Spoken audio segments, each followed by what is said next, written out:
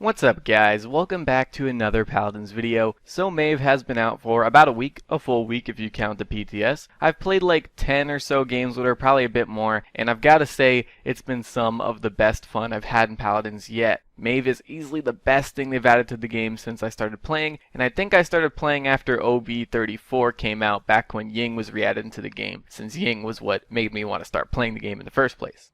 Maeve is just flat out awesome. Like Evie, she's a high skill ceiling character, and because of that, her full potential is much greater than most characters. The better you are with her, the more devastating you can be.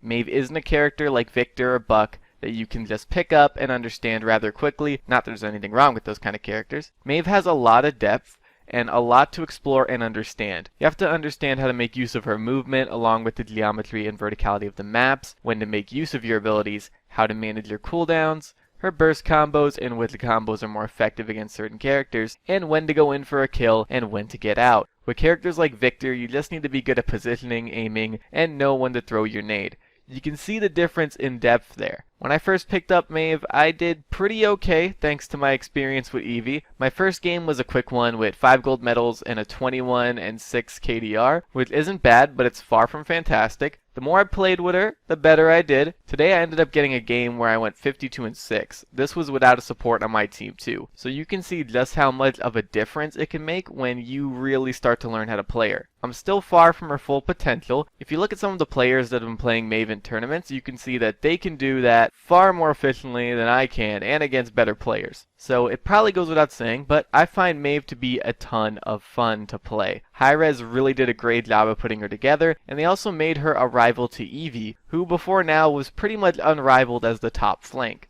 Andrew is really good, but not as good. Buck is good, but his skill ceiling is pretty low, so his max potential is on the lower side as well. And Skye, well, is Skye.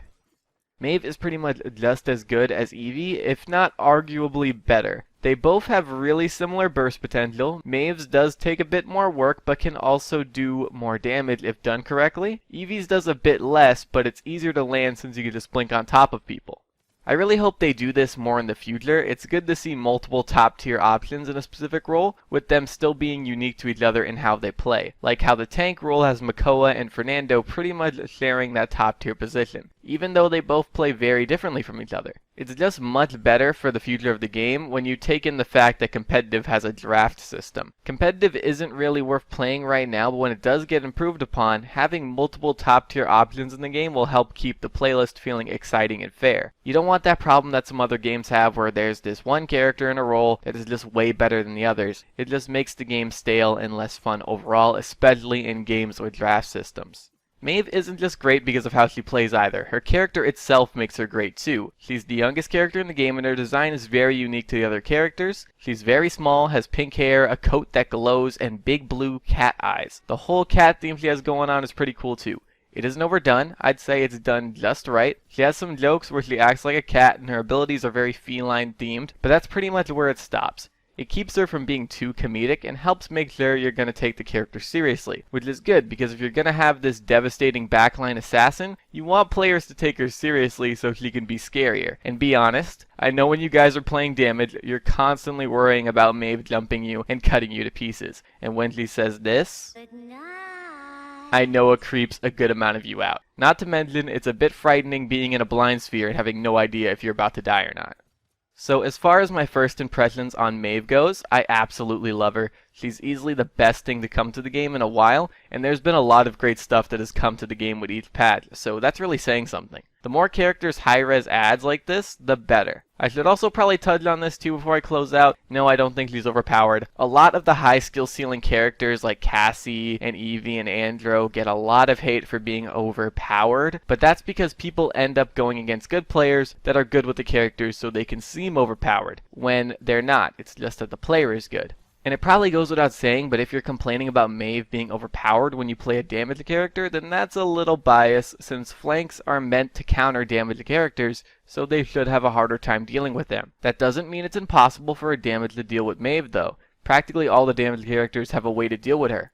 You just need to have awareness and know when she's coming so you can deal with her. If you don't see her coming and she starts attacking you before you start attacking her, then that's your fault for not being aware, not the character's fault for being overpowered.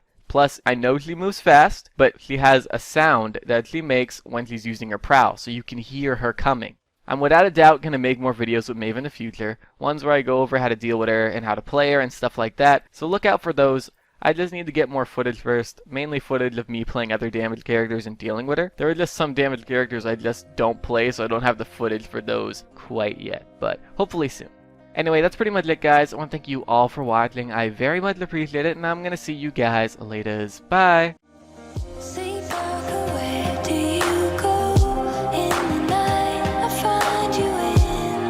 Dreams, I find you in my dreams.